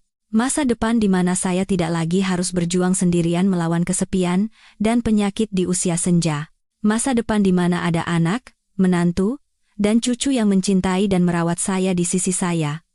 Memikirkan itu, senyum bahagia mereka di bibir saya. Senyum pertama setelah kesedihan yang panjang. Sesuai janji, sore harinya, mobil sedan mengkilap milik Dimas berhenti di depan gerbang rumah saya. Seluruh desa Sukaasih menjadi gempar. Jarang sekali ada mobil pribadi masuk ke desa miskin ini, jadi semua orang menengok dari jendela dengan penasaran. Saya yang sejak pagi duduk cemas di teras, melihat mobil anak saya dan langsung bangkit dengan gembira. Pintu mobil terbuka, Dimas dan Citra bergegas turun. Mereka tampak lelah setelah perjalanan jauh, tapi mata keduanya penuh dengan kegembiraan dan kekhawatiran. "Bapak, kami datang." Dimas berlari menghampiri dan memeluk saya erat. Pelukan itu, tidak seperti kemarin yang canggung dan kaku, terasa begitu kuat dan hangat. Saya menepuk-nepuk punggungnya. Hidung saya terasa panas. Citra juga berlari, sambil membawa beberapa tas besar dan kecil di kedua tangannya. Matanya sedikit memerah saat melihat saya. "Bapak tidak lelah? Sudah makan? Saya bawakan bubur abalon, biar Bapak bertenaga." Sambil berkata begitu, dia membuka rantang dan aroma gurih bubur menyebar. Saya melambaikan tangan. "Tidak apa-apa. Sudah makan. Kalian yang pasti lelah setelah perjalanan jauh. Ayo masuk, istirahat dulu." Rian juga ikut berlari menyusul. Kali ini, Dia tidak lagi takut pada saya. Dia memegang ujung celana saya, menatap saya dengan mata bulatnya, dan bergumam, "Mbah." "Mbah Kung." Panggilan terbata-bata itu bagai mata air sejuk yang membasahi jiwa saya yang kering. Saya membungkuk dan mengangkatnya.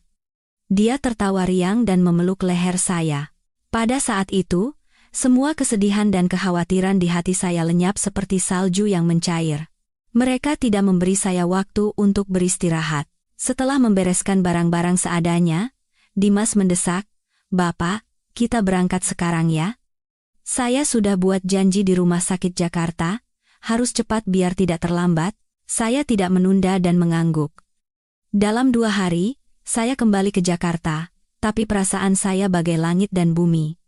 Kali ini, saya tidak lagi merasa sendirian atau terasing. Saya duduk di kursi belakang, memangku cucu saya, dan memandangi anak saya yang mengemudi dengan mantap. Menantu saya yang duduk di sebelahnya sesekali menoleh ke belakang, menanyakan apakah saya lelah atau butuh minum. Saya merasa seperti orang paling bahagia di dunia. Rumah sakit di Jakarta benar-benar berbeda dengan puskesmas di desa. Besar, bersih, dan modern seperti istana. Meskipun ramai, semua orang tertib, tidak ada yang berteriak atau menyerobot antrean. Saya merasa sedikit kewalahan dan tegang, tapi Dimas dan Citra selalu ada di samping saya. Mereka mengurus semua administrasi, membawa saya dari satu ruangan ke ruangan lain untuk berbagai macam pemeriksaan. EKG, USG jantung, röntgen, tes darah. Saya hanya perlu duduk diam, sisanya mereka yang urus.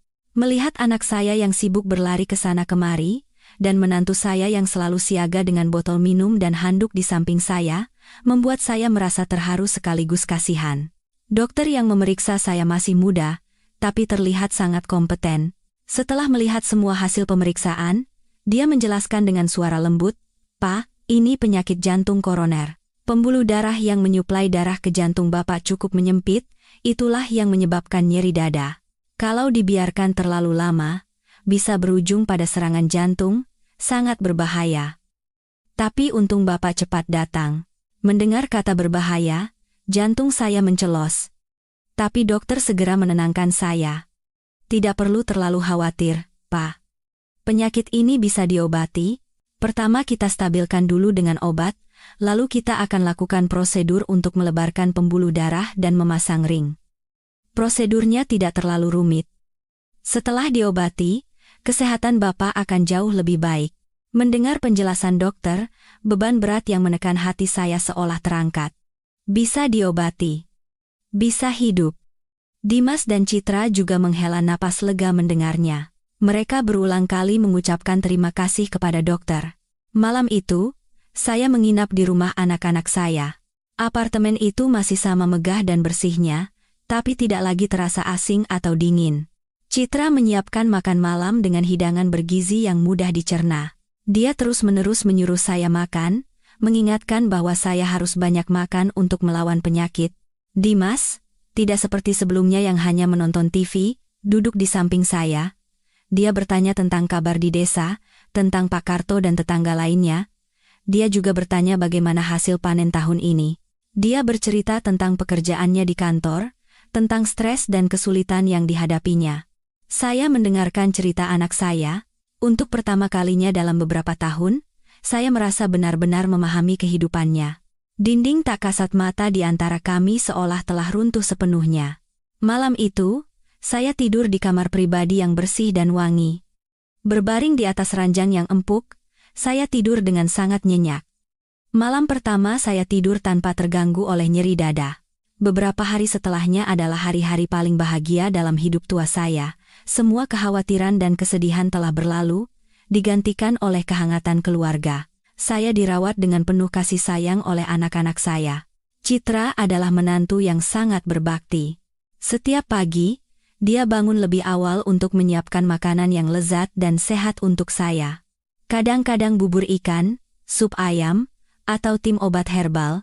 Dia bahkan mencari di internet makanan apa yang baik dan harus dihindari oleh penderita penyakit jantung, lalu mencatatnya dengan rapi di sebuah buku. Melihatnya sibuk di dapur, saya teringat pada almarhumah istri saya. Istri saya juga begitu pandai mengurus rumah dan berdedikasi untuk suami dan anaknya. Saya merasa, saya adalah orang yang sangat beruntung. Dimas, begitu pulang kerja, langsung pulang ke rumah. Tidak lagi nongkrong dengan teman-temannya atau pergi minum-minum. Waktu luangnya dihabiskan untuk saya. Melihat saya bosan di rumah saja, dia membelikan saya sebuah ponsel pintar. Awalnya saya menolak. Tidak usah. Bapak sudah tua. Mata sudah rabun, tangan gemetar, bagaimana bisa pakai barang rumit begini? Buang-buang uang saja. Tapi dia bersikeras, duduk di samping saya, dan mengajari saya satu persatu dengan sabar. Ini tombol untuk membuka kunci, Pak. Kalau mau telepon, tekan ikon hijau ini. Saya belajar. Lupa. Dan terus salah menekan. Tapi dia tidak pernah marah. Dia hanya mengajari saya lagi dengan perlahan. Lambat laun, saya bisa menerima dan melakukan panggilan, bahkan belajar membaca berita di internet. Yang paling menyenangkan adalah dia membuatkan saya akun WhatsApp, sehingga saya bisa berkomunikasi dengan teman-teman lama di desa.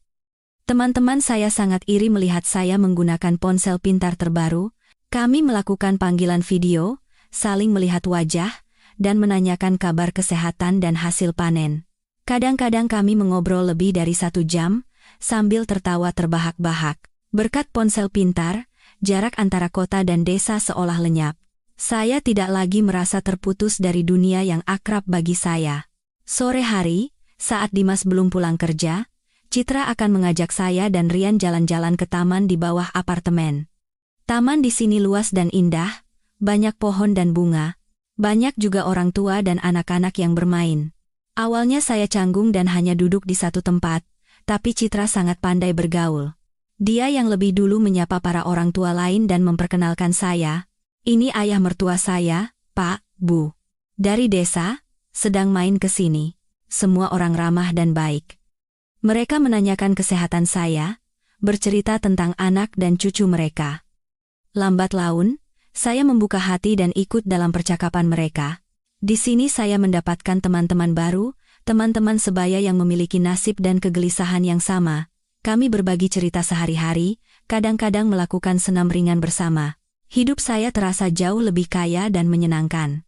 Suatu kali, saat saya sedang mengobrol dengan teman baru saya, Citra dan Rian sedang bermain kejar-kejaran di dekat situ.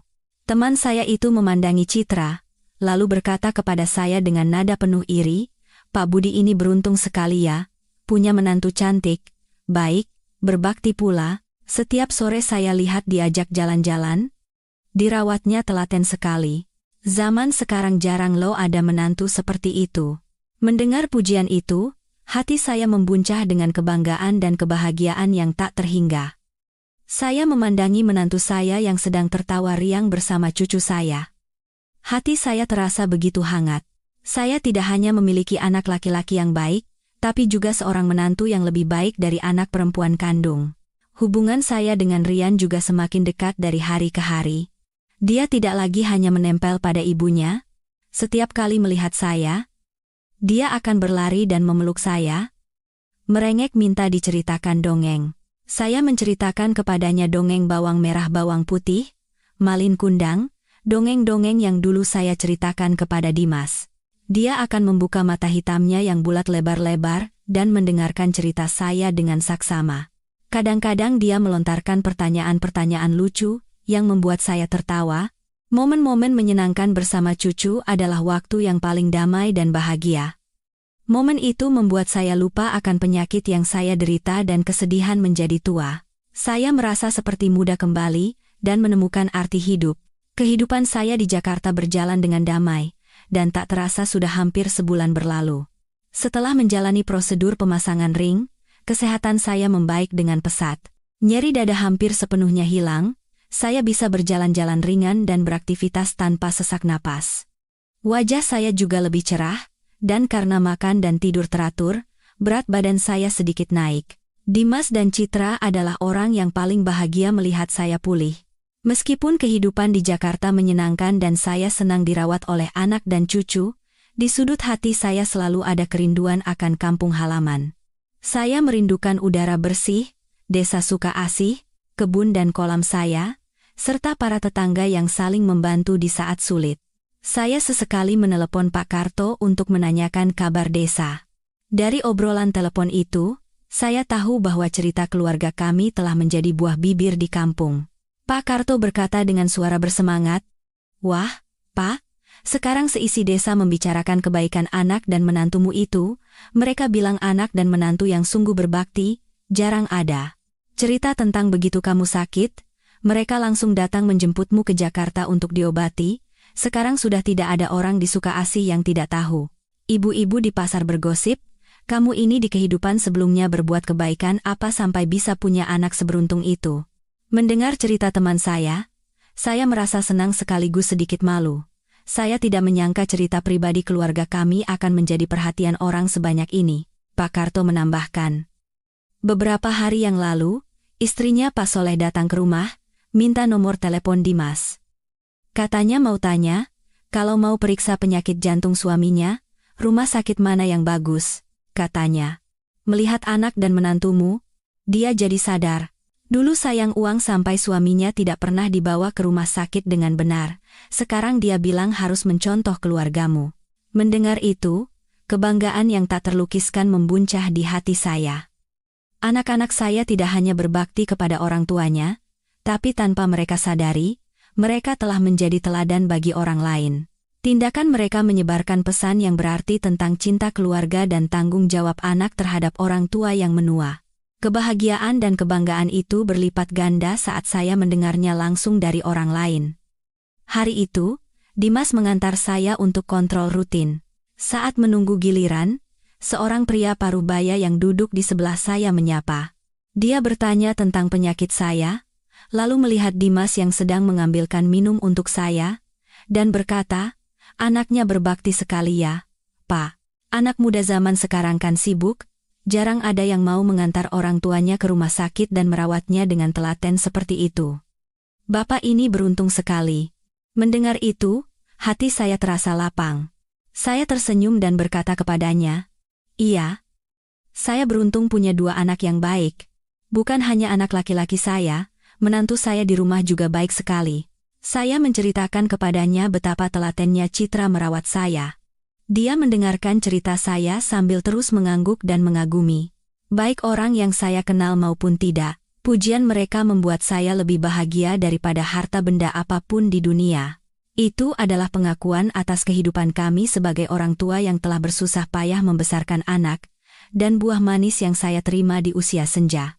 Saya tidak lagi meratapi diri karena tua dan sakit, sebaliknya, saya merasa saya adalah orang yang sangat kaya akan cinta dan bakti dari anak dan cucu. Saya sering membanggakannya kepada teman-teman saya di taman. Anak dan menantu saya tidak membiarkan saya kekurangan satu hal pun. Tapi hal yang paling berharga yang mereka berikan bukanlah uang, melainkan perhatian dan cinta. Setiap kali mengatakan itu, hati saya meluap dengan kebahagiaan yang tak terlukiskan. Saya tahu, mulai sekarang, tidak akan ada lagi hari yang gelap dan sepi dalam hidup saya. Setelah lebih dari sebulan di Jakarta, kesehatan saya hampir pulih sepenuhnya. Dokter mengatakan saya sudah bisa pulang dan beristirahat di rumah, asalkan rajin minum obat dan kontrol rutin.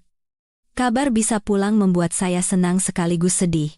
Senang karena bisa kembali ke rumah dan kebun yang saya rindukan, tapi sedih karena harus berpisah dengan anak, menantu, dan cucu. Saya sudah terlalu terbiasa dengan perawatan telaten Citra, obrolan setiap malam dengan Dimas, dan suara tawa riang-riang. Memikirkan harus berpisah dengan mereka, hati saya terasa hampa. Saat saya bersiap-siap untuk pulang, Dimas dan Citra terlihat sedang membicarakan sesuatu yang serius. Mereka berbisik-bisik, lalu menelepon seseorang. Ketika saya bertanya, mereka hanya tersenyum dan mengatakan sedang menyiapkan kejutan lain untuk saya. Saya tidak bertanya lebih lanjut. Dalam hati merasa sedikit penasaran dan bersemangat. Keesokan paginya, kami sekeluarga kembali menuju Sukaasih dengan mobil yang sudah akrab. Perjalanan pulang kali ini dipenuhi dengan tawa. Rian sibuk memamerkan mainan barunya kepada saya, dan saya bercerita tentang layang-layang dan kincir angin yang akan saya buatkan untuknya di desa. Saat mobil mendekati ujung desa, saya melihat Pak Karto sudah menunggu. Begitu melihat mobil kami, Dia melambaikan tangan dengan semangat. Begitu mobil berhenti, dia berlari menghampiri dan berkata dengan ceria, "Pak Budi, sudah pulang. Wah, wajahmu cerah sekali. Kelihatan sehat dan segar." Saya tertawa keras sambil menjabat tangan teman saya. "Semua ini berkat anak-anakku." Pak Karto kembali memuji Dimas dan Citra, "Berkat kalian. Seisi desa jadi ikut senang. Semua orang harus mencontoh kalian." Dimas dan Citra hanya tersenyum rendah hati dan memberi salam hormat. Tapi yang mengejutkan saya adalah, semakin dekat ke rumah, saya melihat banyak orang berkumpul di depan rumah saya, berbisik-bisik. Semakin dekat, saya tidak percaya dengan mata saya. Rumah papan tua saya yang reyot telah lenyap, dan di tempatnya berdiri sebuah rumah baru yang catnya bahkan belum kering. Atap seng yang bocor telah diganti dengan genteng merah cerah, jendela kayu yang berderit telah diganti dengan jendela kaca yang berkilauan. Dinding yang berlumut telah dicat dengan warna krem yang hangat. Saya membeku di tempat, tidak bisa melangkah. Ini ada apa?" Tanya saya kepada Dimas dengan suara bergetar. Dimas tersenyum dan memapah saya mendekati rumah baru itu. "Ini kejutan yang ingin kami berikan untuk Bapak. Selama Bapak berobat di Jakarta, kami panggil orang untuk merenovasi rumah. Kami ingin, saat Bapak pulang, Bapak bisa tinggal di tempat yang lebih bersih dan nyaman." Mendengar itu, telinga saya berdengung. Merenovasi rumah? Mereka melakukan semua ini tanpa memberitahu saya sepatah kata pun. Saya melangkah masuk ke halaman. Perubahan lain mengejutkan saya. Halaman tanah yang tidak rata telah dipasangi paving blok yang rapi, dan di sudut halaman yang dulu ditumbuhi pohon pisang liar, kini berdiri sebuah para-para anggur dari besi yang kokoh. Saya naik ke teras dan menyentuh dinding yang baru dicat. Terasa sejuk. Semuanya seperti mimpi. Saya tidak percaya ini nyata. Citra yang berada di samping saya menjelaskan dengan lembut, "Kami tahu Bapak suka menanam. Para-para anggur ini ide saya. Nanti kalau anggurnya sudah berbuah, Bapak bisa duduk santai di bawahnya saat musim panas, kan enak.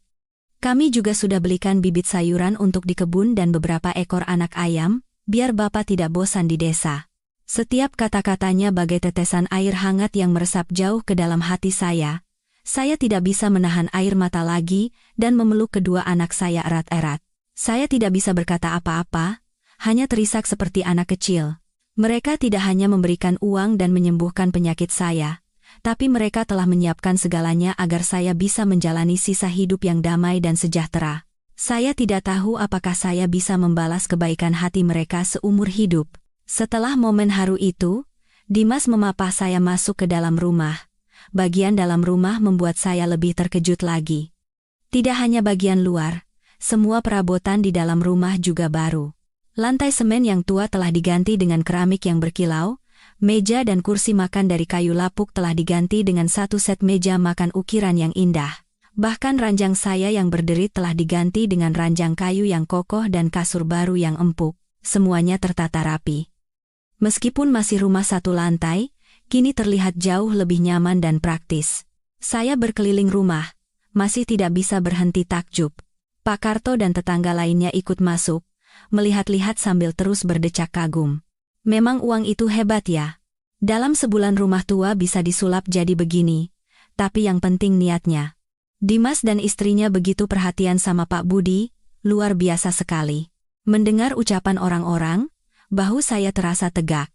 Malam itu, kami mengadakan syukuran kecil yang hangat. Citra kembali menunjukkan keahliannya memasak hidangan lezat. Kami juga mengundang Pak Karto untuk makan bersama. Di tengah makan, Dimas dengan tenang menceritakan rencana mereka. "Bapak, sebenarnya merenovasi rumah ini sudah kami rencanakan sejak lama. Bukan keputusan mendadak." Saya terkejut dan menatapnya. Dia melanjutkan, "Kami tahu, meskipun fasilitas di Jakarta lengkap, Bapak selalu merindukan kampung halaman dan tanah ini. Kami tidak mau Bapak terpaksa tinggal di tempat yang tidak nyaman. Karena itu, kami merenovasi rumah ini agar Bapak bisa tinggal di tempat yang bersih dan layak, tidak kalah dengan di Jakarta." Dia berhenti sejenak, menatap lurus ke mata saya, dan mengatakan sesuatu yang lebih mengejutkan lagi. "Mulai sekarang, Bapak bebas memilih mau tinggal di mana. Kalau Bapak suka di desa, Bapak bisa tinggal di rumah ini, berkebun, dan bergaul dengan tetangga. Kalau nanti kangen kami atau cucu, atau perlu ke rumah sakit, Bapak tinggal telepon saja. Kami akan langsung datang menjemput. Kamar Bapak di Jakarta akan selalu kami siapkan kosong. Bapak boleh bolak-balik tinggal di dua rumah ini kapan saja Bapak mau. Kami hanya ingin Bapak hidup bahagia dan nyaman sesuai keinginan Bapak. Mendengar ucapan anak saya tertegun. Mereka tidak hanya memberikan saya rumah baru, tapi juga kebebasan dan rasa hormat. Mereka tidak menempatkan saya pada pilihan yang sulit. Mereka telah memikirkan segalanya sampai ke detail terkecil untuk saya. Melihat saya terdiam, Citra menyambung ucapan suaminya dengan lembut. Betul Pak, anggap saja Bapak punya dua rumah. Satu di desa, satu di Jakarta. Mungkin rumah di desa lebih enak. Saya sudah punya rencana. Setiap akhir pekan kami akan turun ke sini. Saya akan menemani Bapak berkebun dan memberi makan ayam. Mas Dimas membantu merawat para anggur. Kita jadikan kebun ini seperti perkebunan kecil. Rian juga pasti senang bisa lari-lari bebas di sini, menghirup udara segar. Mendengar itu, hati saya dipenuhi kebahagiaan. Betapa indahnya masa depan yang digambarkan menantu saya. Kehidupan pedesaan yang santai, tapi selalu ditemani anak dan cucu. Apalagi yang bisa saya harapkan? Saya dulu takut akan menjalani masa tua dalam kesepian dan penyakit. Tapi sekarang, anak-anak saya telah menjamin masa depan saya dengan kokoh. Mereka tidak hanya mengurus sandang, pangan, dan papan saya, tapi juga kehidupan batin saya. Saya menatap kedua anak di hadapan saya. Anak laki-laki yang saya lahirkan, dan menantu yang saya anggap seperti anak perempuan sendiri. Saya merasa, saya adalah ayah paling beruntung di dunia. Saya tidak perlu memilih. Dimanapun mereka berada, disitulah rumah saya. Dimas dan istrinya tinggal selama 2 hari lagi di akhir pekan bersama saya. 2 hari yang singkat itu dipenuhi tawa dan kegembiraan. Sesuai ucapan Citra, mereka mulai merawat kebun saya. Dimas, seorang eksekutif perusahaan yang seumur hidupnya hanya berurusan dengan dokumen dan komputer, kini menyingsingkan celana, mencangkul tanah, dan menyiapkan lahan untuk menanam bibit. Citra, tanpa takut kotor, membersihkan kandang ayam yang sudah tua dan melepaskan anak-anak ayam yang telah dibelinya. Rian sangat gembira. Dia berlari-larian di seluruh kebun, mengejar anak ayam atau bermain tanah hingga wajahnya cemong. Melihat 3 generasi bekerja dan bermain bersama di kebun kecil itu, hati saya terasa sangat hangat. Tetangga yang lewat semua memandang dengan iri, mengatakan rumah kami selalu ramai seperti ada hajatan. Selama 2 hari itu, anak-anak saya menata semua barang di rumah dengan rapi dan efisien. Mereka membelikan kulkas kecil untuk menyimpan makanan, teko listrik, dan sebuah TV baru agar saya tidak bosan menonton berita. Mereka juga tidak henti-hentinya mengomeli saya, mulai dari minum obat tepat waktu, makan makanan yang baik, hingga tidur lebih awal. Perhatian mereka begitu detail, kadang-kadang saya merasa seperti menjadi anak kecil dan mereka menjadi orang tua saya. Tapi saya sama sekali tidak merasa terganggu. Sebaliknya, saya sangat bahagia dicintai dan dirawat oleh anak-anak, dan tibalah saatnya mereka harus kembali bekerja. Minggu malam setelah makan malam, Dimas memuat barang-barang ke mobil. Perpisahan kali ini tidak terasa berat atau sedih seperti sebelumnya, hanya menyisakan sedikit rasa rindu. Citra memegang tangan saya dan berpesan, "Bapak, di rumah jaga kesehatan ya. Kalau obatnya habis, langsung telepon kami biar kami kirim. Akhir pekan kami datang lagi." Rian memeluk kaki saya dan merengek, "Nggak mau pulang. Mau sama Mbah Kung." Setelah saya bujuk dengan janji akan membuatkan layang-layang yang sangat besar minggu depan, barulah dia mau naik ke mobil. Saya mengantar mereka sampai ke ujung desa. Tidak lagi hanya di depan gerbang, saya ingin berjalan sedikit lebih jauh bersama mereka, ingin memperpanjang waktu kebersamaan kami sedikit saja. Saat mobil dinyalakan, Dimas menurunkan kaca jendela dan berteriak, "Bapak, masuk ya. Sudah mau gelap." Akhir pekan kami datang lagi. Saya mengangguk dan melambaikan tangan kepada mereka. Saya berdiri di ujung desa, menatap mobil itu hingga benar-benar hilang di ujung jalan. Senja berwarna jingga mewarnai seluruh dunia, tampak begitu damai. Kali ini, saya tidak lagi merasa sepi atau hampa. Hati saya dipenuhi kehangatan dan kedamaian yang aneh. Saya tahu, meskipun mereka jauh, hati mereka akan selalu tertuju pada saya, dan hati saya pun akan selalu mengikuti langkah mereka. Jarak geografis kini bukan lagi penghalang. Itu hanya akan membuat momen-momen kebersamaan kami menjadi lebih berharga. Saya berbalik dan berjalan perlahan menuju rumah. Rumah saya tampak begitu nyaman dengan lampu yang menyala terang. Saya tahu, mulai sekarang, dimanapun saya berada, baik di rumah desa yang layak ini maupun di apartemen modern di Jakarta, saya tidak akan pernah sendirian. Karena saya selalu memiliki rumah untuk pulang, rumah di mana keluarga, anak-anak yang berbakti, dan cinta yang tak berkesudahan menanti. Sebuah cinta abadi yang tidak bisa ditukar dengan apapun. Sejak hari itu, hidup saya membuka lembaran baru. Lembaran yang penuh dengan kegembiraan dan kedamaian di usia senja. Saya tidak lagi harus tinggal sendirian di rumah yang dingin, tidak lagi khawatir akan nyeri dada yang datang tiba-tiba atau biaya hidup. Hidup saya kini berkelimpahan, baik secara materi maupun batin. Sesuai janji, Dimas dan istrinya datang setiap akhir pekan. Mobil mewah itu kini menjadi pemandangan yang akrab bagi warga Sukaasih. Setiap Jumat sore, saya akan menunggu mereka di ujung desa, dan setiap Senin pagi, saya akan mengantar mereka. Pertemuan dan perpisahan singkat itu, alih-alih membawa kesedihan, menjadi penantian dan kegembiraan kecil dalam rutinitas saya. Setiap kali datang, mereka selalu membawa berbagai macam oleh-oleh dari Jakarta, susu, biskuit, atau camilan bergizi buatan Citra. Mereka tidak pernah mengizinkan saya melakukan pekerjaan berat. Dimas akan mencangkul di kebun dan memperbaiki pagar, sementara Citra mengurus urusan dapur dan mencuci. Mereka membuat akhir pekan saya menjadi hari-hari yang sibuk dan penuh tawa. Para anggur di halaman kini mulai ditumbuhi daun-daun hijau. Sayuran yang ditanam Citra tumbuh subur, dan anak-anak ayam telah tumbuh besar dan bertelur setiap hari. Saya jadi punya kegiatan setiap hari. Menyiram tanaman, memberi makan ayam, mencabuti rumput liar. Pekerjaan fisik ringan ini membuat saya merasa masih sehat dan berguna. Sesekali saya memanen sayuran segar dan telur untuk dibagikan kepada Pak Karto dan tetangga lainnya. Hubungan dengan tetangga pun menjadi semakin erat. Saya tidak lagi canggung menggunakan ponsel pintar. Sekarang saya sudah cukup mahir. Setiap hari, saya melakukan panggilan video dengan anak dan cucu. Melihat wajah Rian di layar, mendengarnya berceloteh tentang sekolahnya, semua kelelahan saya hilang. Kadang-kadang jika badan terasa kurang enak, saya akan menelepon Citra untuk bertanya. Dia selalu sabar mendengarkan dan memberikan nasihat yang berguna. Saya tidak lagi harus menyembunyikan penyakit sendirian. Terkadang, untuk refreshing, anak-anak akan membawa saya ke Jakarta untuk tinggal selama beberapa minggu. Saya kembali berjalan-jalan di taman, bertemu dengan teman-teman lansia di Jakarta, dan menikmati kelucuan cucu saya. Hidup saya menjadi perpaduan yang diberkati antara kedamaian pedesaan dan dinamisme kota. Saya merasa menjalani hidup yang sangat beruntung dan memuaskan. Orang-orang di desa semua mengatakan saya beruntung. Tapi saya selalu berkata kepada mereka, ini bukan karena keberuntungan, tapi karena saya memiliki anak-anak yang bijaksana dan tahu bagaimana menjadi manusia. Mereka tidak hanya memberi saya uang, tapi sesuatu yang lebih penting, pengertian, rasa hormat, dan cinta yang tulus.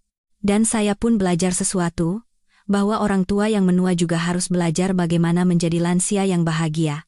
Berusaha menjaga kesehatan, mencari kebahagiaan-kebahagiaan kecil untuk diri sendiri, dan yang terpenting, tidak menjadi beban atau merepotkan anak-anak. Perhatian dan pengertian harus datang dari kedua belah pihak. Hanya dengan begitu, keluarga bisa menjadi tempat berlindung yang sejati, dan semua anggota generasi bisa hidup harmonis dan bahagia. Itulah pelajaran paling berharga yang saya dapatkan di senja kehidupan saya.